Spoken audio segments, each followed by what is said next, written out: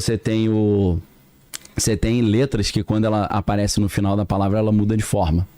Entendeu? Então, você tem Raf, Sofit, né? Sof em hebraico é final. Sofit é no final. Então, a letra, quando você usa no final, ela tem um desenho diferente. Então, na verdade, em vez de ser só 22 letras, quando você soma, né? São quantas no total ali? A gente tem 1, 2, 3, 4, 5, 6, 7, 8, 9. É 27 letras, né?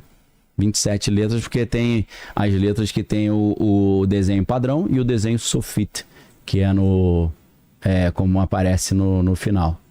Eles botaram ali, olha lá, ó, final, tem a letra Tzad, que é a quarta letra da direita para a esquerda embaixo. Sim. Tá vendo? Tzad. Tá. Aí eles botam final Tzad.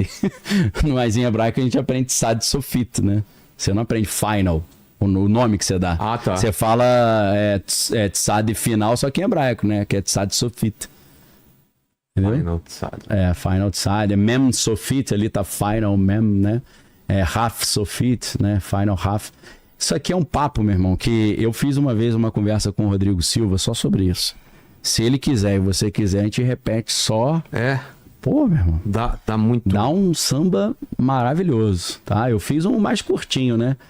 Porque eu vou jogando um monte de provocações, né, em cima dele, falando, pô, olha essa letra dela, pode ser isso, pode ser aquilo, e realmente, aí ele vai complementando, daqui a pouco a gente tá viajando, pirando, né, pega uns versículos da Bíblia, é legal pra caramba. Assim, por que a gente tá mostrando isso? Porque a base da Cabala é isso, e cada letra dessa tem um significado numérico e tem um significado arquetípico, assim como na numerologia e no tarô. Então, quando você usa esses números e letras que são arquétipos para criar uma ideia de um sigilo, por exemplo, e você esse sigilo vira uma entidade autônoma que vai trabalhar para você, é o conceito de um agente de inteligência artificial. Então, voltando àquele livro, Romy, se você puder botar de novo ali, o Golem, né, o livro, esses livros ali, eles já consideravam o conceito de Golem como um protótipo medieval da inteligência artificial, né? Por quê?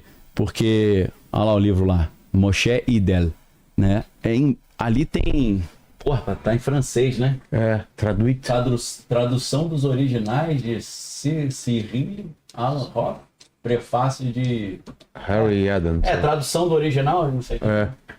Não sei se tá em hebraico, deve ser o original traduzido para francês, né? Traduit de l'original. Tá difícil de ler e também francês é um negócio que eu tô meio enferrujado, mas... Então, por que os caras estavam comparando Golem com inteligência artificial?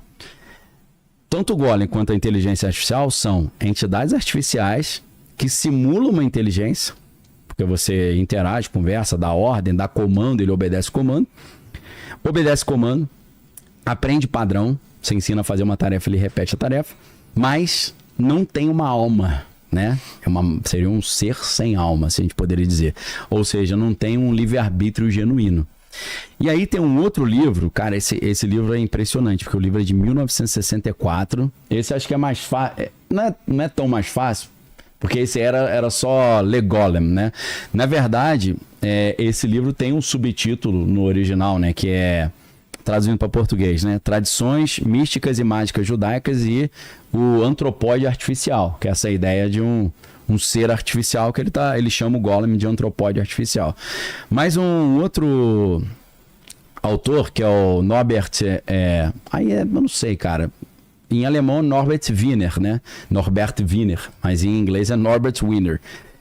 Esse cara, ele escreveu em 1964 um livro, Holmes, vê se você acha, God and Golem, Deus e o Golem, em inglês. Esse livro, ele dizia que as máquinas eram uma contrapartida moderna do Golem de Praga. Aí você fala, legal, né? Mas deve ser um livro assim meio de ficção, né? Uma fantasia. Não, o Norbert Wiener, ele é considerado o pai da cibernética. O pai da cibernética já falava que no futuro haveria inteligência artificial e ela seria o fruto do Golem e da Cabala, né? Sobre qualquer ponto de colisão entre a cibernética e a religião. Olha que maneiro, cara. O cara comparando em 1964 a cibernética e a religião. Cara... Entendeu? Então, isso é pra galera que tá assistindo, que às vezes fala assim, Daniel é teórico da conspiração. Cara, você fica à vontade, você pode falar o que você quiser. Mas, na verdade, o conceito de teoria da conspiração, ele foi celebrizado pela CIA no contexto da Comissão Warren. Comissão Warren foi a comissão instaurada para investigar a morte do presidente americano Kennedy, que foi uma coisa absurda, né?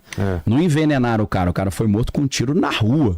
Ou seja, foi um tapa na cara da nação americana. Ou um recado muito bem dado, né? E aí, na Comissão Warren, todo mundo que dizia que a CIA tinha envolvimento, ou pelo menos foi negligente, eles falavam, você é um teórico da conspiração. Então, cara, se a gente tem uma extensa bibliografia, né? Eu estou citando conceitos aqui chancelados. A gente está fugindo um pouco da teoria da conspiração, a gente pode estar fazendo, assim, no mínimo, um estudo cultural, né? Da cultura da inteligência artificial e do vínculo dessa cultura com matrizes ocultistas, né? Não só cabalistas, mas crowleyanas também, como a gente vai ver. Então, nesse livro, God and Golem, Deus e o Golem, né? O Norbert Wiener, ele vai fazer essa comparação entre a cibernética e a religião, e ele já fala sobre a ideia de inteligência artificial, né? Então, se a gente pensa no contexto da Cabala, né? Essa criação do Golem, ela vai direto no que a gente tinha acabado de falar. Deus criando Adão do pó da terra, né? Porque, na verdade, quando você vê esse relato é extremamente interessante. A gente tinha um parente, um senhor já falecido. Não vou falar o nome porque o cara faleceu, não me falou que eu poderia falar abertamente sobre essa conversa particular que nós tivemos. Mas ele era um cinéfilo, então a gente tinha altas conversas sobre filmes, né? Ele era da família da minha esposa. É um cara que amava filmes, quando a gente se encontrava era maravilhosa a conversa. Mas ele era ateu. E ele falava assim, Daniel, não acredito que você, cara, um cara esclarecido, você tem mestrado, tem doutorado, você acredita que Deus vai fazer um boneco de barro e vai soprar no barro? Como você pode acreditar numa coisa tão rudimentar assim? Aí eu falava pra ele, cara, o meu entendimento disso talvez difere um pouco do seu, porque quando eu olho na Bíblia Deus criando o homem a partir do barro, o que eu estou interpretando é Deus usando os átomos que tem na terra para poder criar o homem. Porque o mesmo ferro que faz a terra ficar vermelha é o ferro que faz o sangue ficar vermelho. Né? E gera a hemoglobina e faz a gente ficar anêmico, né? Quando a gente está anêmico, o que a gente faz? A gente tem que tomar ferro. Né? Você vai verdade. tomar. Aí você fala, cara, é porque a gente não imagina um ferro líquido, né? Um ferro microscópico. Mas o que faz a hemácia transportar o oxigênio é o ferro que está dentro da hemácia, né? Então, cara, é impressionante a gente imaginar que o mesmo elemento que faz a terra ser vermelha é o elemento que faz o sangue ser vermelho. E no final das contas, se você prestar um pouquinho de atenção, o sangue tem cheiro de ferro. Ele tem cheiro de ferrugem, né? Tem. Então, assim, cara, a gente não pode esquecer, ferro é um metal. E esse metal tá circulando dentro do nosso corpo. E ele é vital pra nós. Cara, isso não é muita loucura isso? É louco isso, cara. Então, aí você pensa metal, assim... né? Metal circulando, você fala, é tóxico, né? Essa parada vai me matar. Não, pelo contrário, é o que te traz a vida. Sem isso não tem transporte de oxigênio, nem troca de oxigênio. E aí a pessoa tá anêmica, ela tá numa situação complexa, ela pode até morrer, dependendo do grau da anemia. Então, assim, em vez de eu olhar o relato da Bíblia, o homem criou Deus do pó, do barro, fez um bonequinho. Deus fez um bonequinho de barro. E depois assoprou e falou, vai lá, Pinóquio, vai lá, faz lá. Né? Lembrando, Pinóquio é uma espécie de golem também, né? E Gepeto... Quem que é Gepeto? Gepeto é o deus da mitologia grega, pô. Que ajudou a criar os homens. Tá certo? É mesmo? Pô. É impressionante, né? Quando você vai estudar, você fala, pô, tinha um deus grego chamado Gepeto, maluco. É claro que em grego era Iéfetos, era um outro nome. É uma tradução. É a tradução, mas Gepeto é um deus grego que ajudou a criar os homens, entendeu? E ele cria junto com Prometeu, né? E ele esculpe em madeira e depois tem um sopro da vida lá que... Exato. E se mentir, né, o nariz, ó. O nosso Pinóquio já tá mentindo pra cá, inteligência artificial, né? Então, falei pra ela hoje, ó, em cima desse texto que eu tô te passando aqui, aumenta esse meu texto pra 3.000 palavras. Ele mandou um texto pequenininho. Eu falei, olha só, esse texto não tem 1.000 palavras. Não tem 4, eu falei, aumente de 3.000 palavras pra 4. traga mais conteúdo. Aí ele mandou um texto pequeno.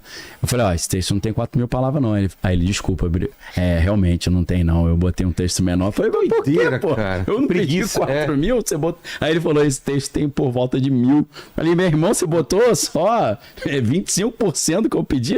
Eu pedi